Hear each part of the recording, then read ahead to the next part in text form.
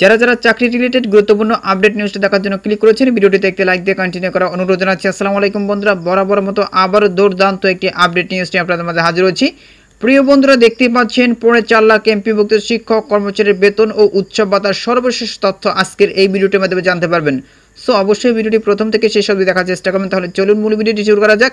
প্রিয় বন্ধুরা, মূল ভিডিওটি শুরু করার আগে বরাবর মতো ছোট্ট একটি রিকোয়েস্ট থাকবে, আপনি যদি আমাদের এই পরিবারের নতুন দর্শক হয়ে থাকেন, এরকম নতুন নতুন চাকরি রিলেটেড আপডেট নিউজ সবার আগে পেতে আমাদের এই চ্যানেলটি সাবস্ক্রাইব করে রাখুন। প্রিয় বন্ধুরা, প্রতিবেদনে উল্লেখ করা হচ্ছে 4.4 লাখ এমপিভুক্ত শিক্ষক কর্মচারীদের মে মাসের বেতনের জিও জারির পর তালিকা এজি অফিসে পাঠানো হয়েছে।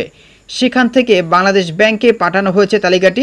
আজ ব্যাংকে এই টাকা যাবে। শিক্ষকরা যে কোনো সময় মেসেজ পাবেন।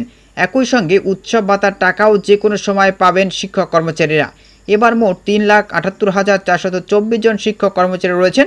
এর মধ্যে 2,91,161 জন স্কুলের ও 87,263 জন কলেজের শিক্ষক কর্মচারীর বেতন ও উৎসব ভাতার টাকা পাবেন। সোমবার 2 জুন মাধ্যমিক ও উচ্চশিক্ষা অধিদপ্তরের মহাশিক্ষক কর্মকর্তারা দৈনিক শিক্ষা.com-কে বিষয়টি নিশ্চিত করেছে। জানা গেছে, এই প্রথমবারের মতো 50 হারে উৎসব ভাতা পাচ্ছেন এমপিভুক্ত শিক্ষকরা। কর্মচারীরা আগে থেকে 50% হারে উৎসব ভাতা পেয়ে আসছেন।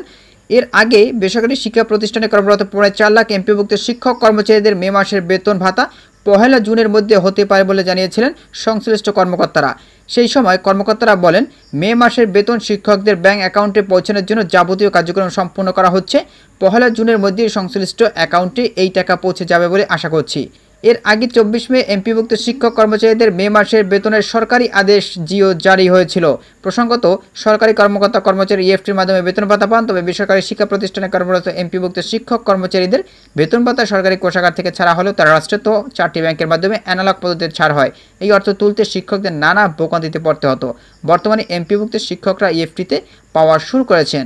তো প্রিয় বন্ধুরা, এই ছিল মূলত আজকের আপডেট নিউজ। এই বিষয়ে যদি আপনাদের কোনো ব্যক্তিগত মতামত থেকে থাকে তাহলে অবশ্যই কমেন্ট করে জানাবেন। পরবর্তীতে নতুন কোনো ভিডিও নিয়ে আপনাদের মাঝে হাজির হব। সবাই ভালো থাকবেন, সুস্থ থাকবেন। আল্লাহ হাফেজ।